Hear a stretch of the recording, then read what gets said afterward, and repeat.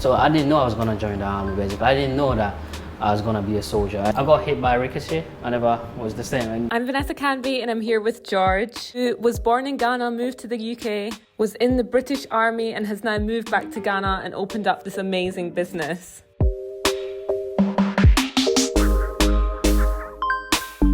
So this is such a nice place. Did you build this yourself? Yes, basically, with the help of my architect. And you were saying that it's a prefab unit here? Yes, it is. Everything is a steel metal and then we just clad it with the wood, basically. And it's removable as well. Yeah. So if you want to just move everything to whatever location, you can do it. And how much did it cost you to build this? I lost kind of account at some point in time, but it's around $25,000 to $35,000 basically. Okay. You know. I mean, that's good, especially like this could actually be a house, honestly. You know, you would just need to put a bed in here. I know. Literally, that could be the bedroom, this could be the living room. I know. You can convert it to a studio basically. Mm-hmm. You know, you have everything and that might be your kitchen, wherever it is. Like, it's easy. You can literally build as a home basically. It's a home. I don't see anything different. Yeah, no, there isn't, because you've got a toilet and everything. Yeah, it's got everything. Oh, great. So George, when you first emailed me, the title was that you were a soldier in the British Army. Yeah. I've never actually met a soldier before. All right. This is the first time. Yeah. Right. How did that happen? Like, when did you leave Ghana and move to the UK? I left Ghana in 2008 after school, and when I got there, like I said, I was trying to further my education and all that. Like university? University, okay. Yeah. So obviously I did statistics, so I just wanted to get more into it, especially the entrepreneurial side of it. So when I got to UK, I don't know, I just had a change of mind a little bit. So I didn't know I was going to join the army basically. I didn't know that I was going to be a soldier. And obviously I was like, let me just give it a try because of the discipline in it and how it is and all that. So did somebody say to you, do you want to join the army? Yeah, we started having a talk, me and my uncle. We just like brothers basically. So he was like, yo, you fit the army. I was like, no. It's like, nah, you need to join the army. You got discipline. I didn't know I was that tough at some point mentally, you know. Mm-hmm. So I was like, let me just give it a try. Yeah, I joined it and I passed it, and I went to infantry as well, which is one of the toughest places that every soldier will be. If I say infantry, it's just simplest thing is the war front, like whatever. You actually went to war. Yes, you are the fighter basically. That's the infantry side of it. But the army is a broader sort of organization, just like NHS or hospital. Mm-hmm. They have sectors basically. You have the cardio, you have the fracture side, you have so many branches in the army. So whatever fit you is what you actually go for. For me, it was a great, move that I did, and I switched to the army, and my journey was nice. 2013, then I went to Afghan basically, because when I was in training, my regiment was already there. Okay. So when you finish it, you have to just literally join and go wherever they go. How was the actual feeling? Like, I cannot imagine how it would be actually being in war. Like waking up every day. Yeah. I've even heard the training to even get to that stage is meant to be so tough. Yes, everything is mindset to me. Mm-hmm. It's a mindset. You need to develop your mindset to be strong, to be tough, to be resilient, to be able to push through. The moment you start feeling scared, worried, the universe picked up, then that's how you're gonna be, your mood is gonna be. So a lot of people go through a lot of issues, that. Even not at war, it's more than even being at war. It's the mindset. So I think it's all about mindset. And you are dealing with a team as well. And this team is diverse, different culture, different race, different beliefs, but we all come together to be able to achieve whatever we want to achieve. So what made you want to fight for Britain? Especially since, obviously there's the history between Ghana and Britain. I wouldn't say I'm fighting for Britain. I'm fighting for humanity, basically. Because when somebody needs help, you have to actually help. Now Ukraine is going on. Mm-hmm. People want to help. So you don't really fighting for a country, but you're fighting for a good cause if you have to be. So that side of it is a bit sensitive, right? And you don't really want to, because war is not actually good. Point, because life loss and all that, and it brings back memories, and so just literally. Okay, So moving on, why did you leave the army? Right, I was in training in Canada. I got hit by a ricochet. A ricochet is just a splash of bullet, like when a bullet hits something and it splashed. Yeah, so it hit my right knee. So I never was the same. And, so basically, you were injured. You carry a lot of weight. You carry we carry about 75 kg and about including weapons as well. So, oh my gosh. Yeah, That's a lot of weight. So, yeah. That's like me. Yeah. Basically, what was it? It's like, you know, most of the doctors were speaking to me and all that. You know, I don't wanna get into damage it more. So they gave me a couple of times, like, you know, go through settlement and all those kind of stuff. So that was the main reason why I left. But now, because of the medical reasons. Okay. After all that, how is it mentally coming out of that situation? Because I just can't imagine like what you've seen, what you've been through. Yeah. How did you deal with that? And like, it's tough. Not everyone has it easy. It's actually tough. But being born here helps a in lot Ghana. as well. Yeah. Right. You know, I would like to, because I'm born in the 80s. You have to carry water. You know, your dad has to be straight on you.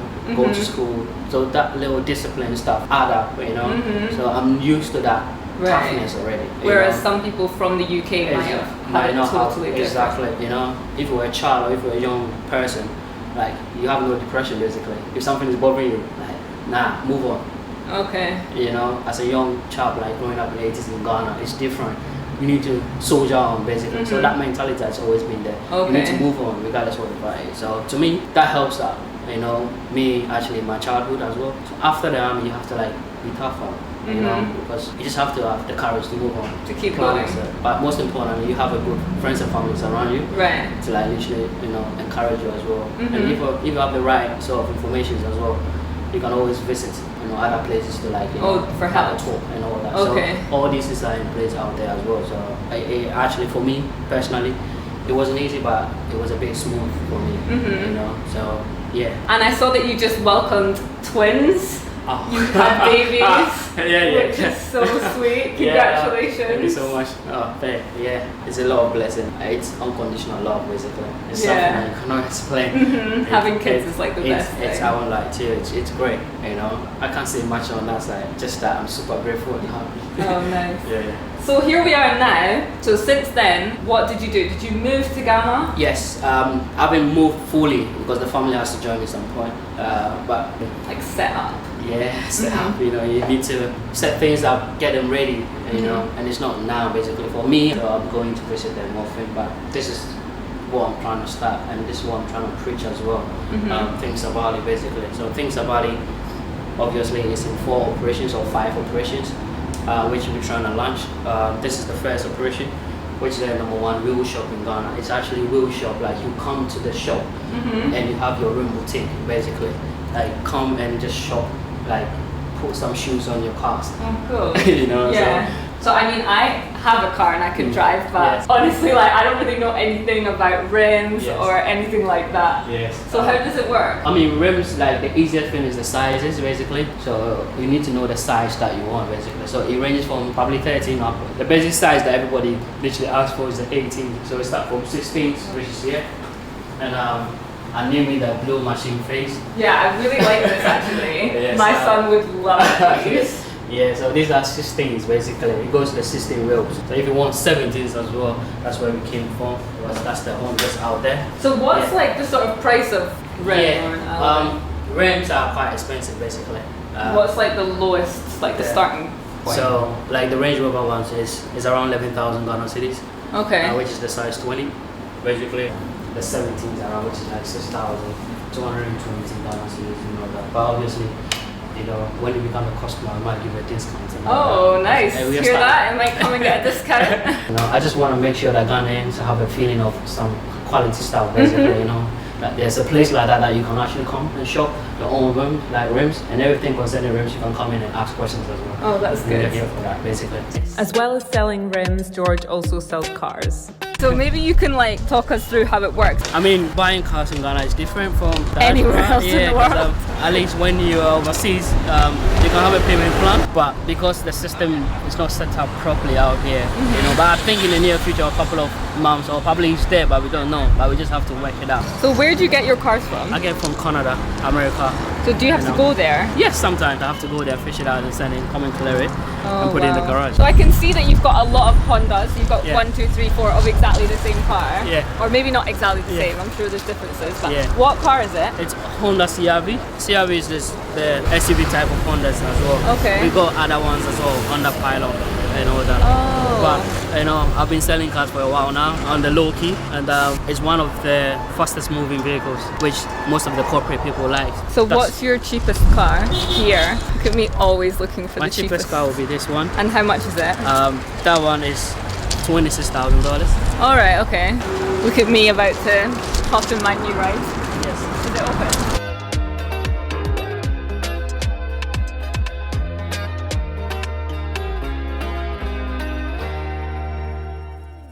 You mentioned that you've not fully moved here yet, Yes. but you've got a business here. Yes. So what I'm wondering is, how does that work? Like, can you just leave your business?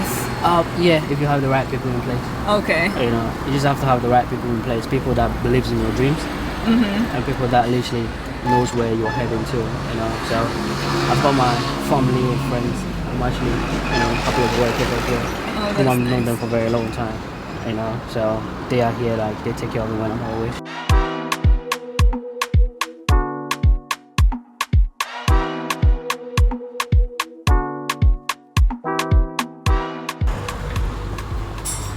So this is your office? Yes, basically. Very nice. It's so cool in here. So whenever I have a customer or a client, we sit there and have like talk, and I sit on my chair, we talk, you know, whatever it is. We have meetings here, me and my team as well, let's improve ourselves. So this is basically the office. Oh, very nice. I like it. Yeah. Is this your book, Power? Yes. I like that book, 48 Powers of Love. If anyone just What is it? 48 Powers of Law. Oh, okay. I need to read it. Yeah. So thanks so much, George, for showing me around your business and letting me into, you know, your life story, what you've been through, and it's so incredible to see, you know, what you've managed to achieve here. I'm so grateful that you came to see what has been going on at the moment, and hopefully great stuff start coming up, and you'll be able to come and film it. Oh, thanks. Yeah, I know you're more than welcome. I've loved coming. And don't forget to hit that subscribe button and press the bell so you're notified every time I make an upload. See you later. Bye. Bye.